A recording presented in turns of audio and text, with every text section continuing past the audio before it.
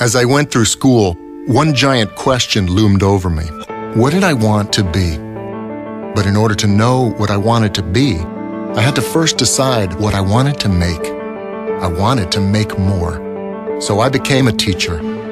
Now I make learning a privilege, not a chore, and frustration a tool, not an obstacle. I make working hard seem easy, and giving up impossible.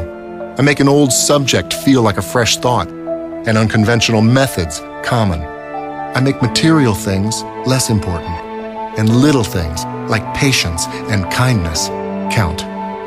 I make weekdays more exciting than weekends, and classrooms feel like anything but. I make things different, which is all I ever hoped for. I'm a teacher. I make more. Find out how you can make more at teach.org. Make more. Teach. Brought to you by Teach and the Ad Council.